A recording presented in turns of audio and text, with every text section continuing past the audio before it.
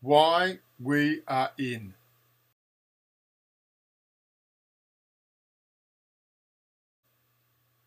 Williamstown is the home to a major hazard facility at Point Gellibrand, where 70% of Victoria's fuel passes through. This map shows the relevant standard buffer zones for major hazard facilities like Point Gellibrand.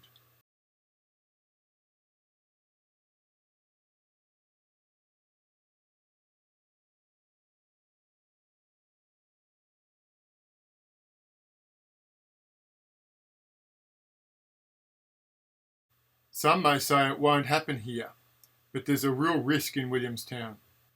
Authorities are not adequately prepared. Following are some examples of what can go wrong. Well, Chinese authorities say they have lost contact with 36 firefighters at the scene of a string of massive explosions that ripped through an industrial area in the port city of Tianjin. Hundreds of people are being treated for injuries, 17 are dead. Well, our now Hui Fern-Tay, tell us what you have seen and the extent of the damage. And it was so big that people 3 kilometers away sitting in their vehicles were jolted, literally jolted in their seat, and they thought, what in the world just happened? Along the way, as we were driving to this site, we saw quite a few apartment blocks and a car showroom as well, whose windows had all been blown in by the... What are the fears of the authorities about how much higher that toll may well rise? Well, authorities are not very optimistic at all. They actually fear the worst, that the numbers may rise, and that's because, as I mentioned before, there are, for example, more than 30 firefighters who are still missing, and it's not looking good.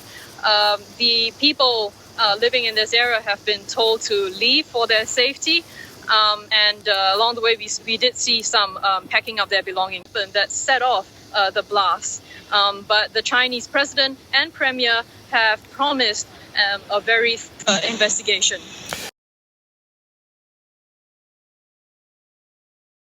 The first pipeline blew when a Liberian tanker was offloading crude oil onto a storage facility, which then triggered the second explosion. The petroleum storage facility is jointly owned by Dalian Port and China National Petroleum.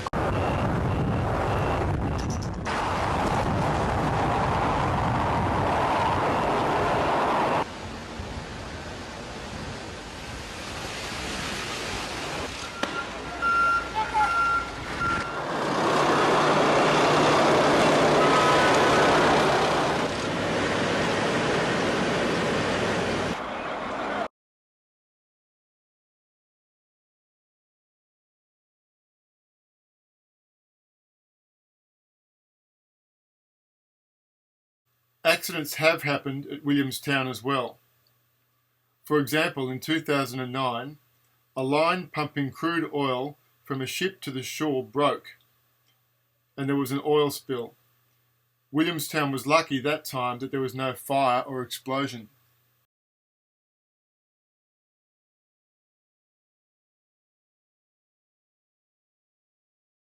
Everyone in Williamstown could be affected, but residents don't know whether to evacuate or stay inside. And with a plan for 2,000 new residents in the Williamstown Peninsula, it's a real disaster in the making.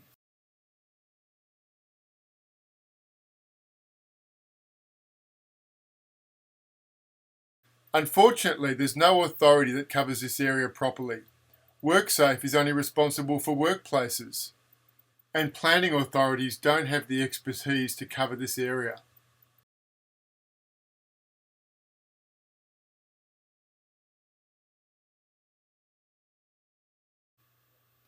The community has tried to warn the relevant authorities, but no authority seems to want to take responsibility.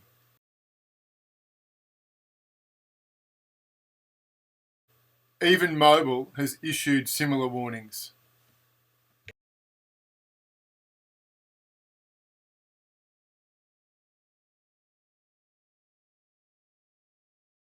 In the UK, where they've had the bad fortune to experience large explosions like at Buncefield, they have proper guidelines and they have proper training for residents to evacuate in case of an emergency.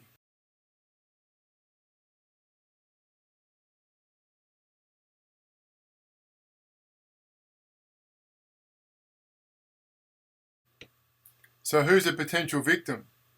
We all are.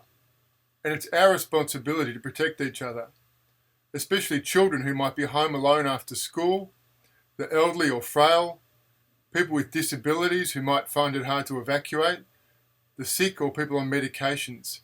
We all need to know what to do.